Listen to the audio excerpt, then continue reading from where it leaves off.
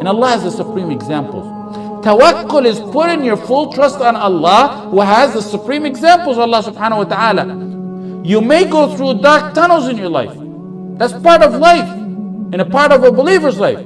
You think they're dark, but Allah always chooses what's best for you. عَجَبًا لِأَمْرِ الْمُؤْمِنِ إِنَّ أَمْرَهُ كُلَّهُ لَهُ خَيْرٌ. It's astonishing the matter of a believer. Everything that happens to him is good.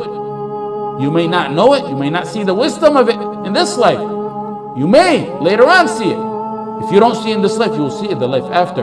Ibn Rajab mentioned the story of Qadi al-Maristan. He said about himself, Qadi al-Maristan, he said, I was hungry one day in Mecca. And I became hungry one day that I couldn't find anything to eat.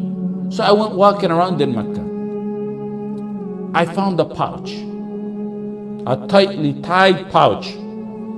I picked it up and brought it to my house.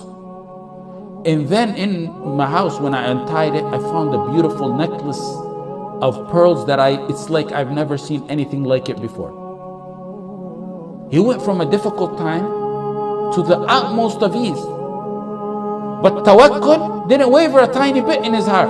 Full tawakkul on Allah when he was walking around hungry. And the same tawakkul now that he's a millionaire.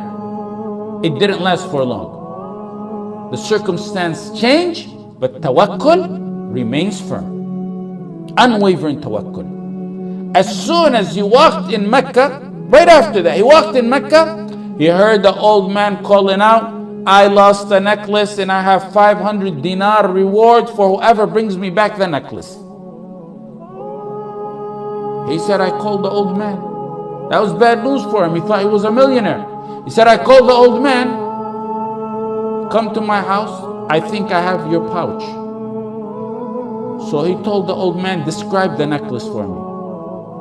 He said the old man not only described the necklace, but he described the pouch and the string that was tied around the pouch and the number of pearls and the string that held the pearls together and every single detail about the necklace. So he said, I gave him the necklace. Had to have been him. No way could have knew that all those details. And he handed me 500 dinar. And just as I was about to take it, I thought to myself, he said, I don't deserve this. And I refused the reward. The man kept insisting on giving the reward. And it was as if Abu Bakr wanted to keep his reliance on Allah totally, refusing the reward for something he felt he really didn't deserve. He didn't do nothing to deserve that money. So the old man took the reward and left. Qadi al-Maristan, whose name is Abu Bakr, Kunya Abu Bakr, said, I left Mecca after that. And I took the ocean. And on the way, the ship began to sink. All the money on board sunk, and many of the passengers, most of them, died. He said, I seen a small raft while I was in the water. I held on to it, and the wind kept blowing me for such a long time until I got to an occupied island. When I landed on the island, he said, I immediately headed to the masjid, finding that there's no one there, so I began to recite Quran. The people attended the masjid. They came to me, stranger in town. They asked, could you teach us Quran? They seen him recite it. Could you teach us Quran? He said, yes. And then they began to overwhelm him with gifts. Then he said, I seen pages in the masjid one day, so I began to read in them, pages of the Quran. They said, you even know how to read and write? He said, yes. They told him, will you teach us and our children how to read and write? And they began to learn from him how to read and write, and also they showered him with gifts. Then they told him one day, after being there for some time, we have this problem. We have this young orphan girl. She has recently been orphaned. Her father died, and we want you to marry her. This was a tactic they did to try to keep him in town and attached to the town so he will not think of ever leaving them. He resisted. He wasn't even thinking about marriage. But based on their insistence, he said, I agree to marry her. He married her. Okay, the night of the wedding, when they presented her to him, he said, I looked at her and I was startled and astonished, and I was unable to raise my eyes off her neck. I seen the necklace I gave the old man some time ago on her neck. This is a true story, authentic story. He wasn't looking at his new bride's face, even though she's mentioned as being one of the most beautiful women in that town, in that island. The relatives around him said, you broke that orphan's heart. How could you look at the necklace and not at her? You're breaking her heart. It's like you're saying she's ugly by your looks. He said, I began to tell them the story of how I found that necklace on her neck, and how I returned it to some old man in Mecca, and how I left Mecca, and then the ship sunk, and how I arrived to their island. I told them the whole details of the story. They began to shout and cry, La ilaha illallah, Allahu Akbar, La ilaha illallah, Allahu Akbar. And the crowds in the town began to gather.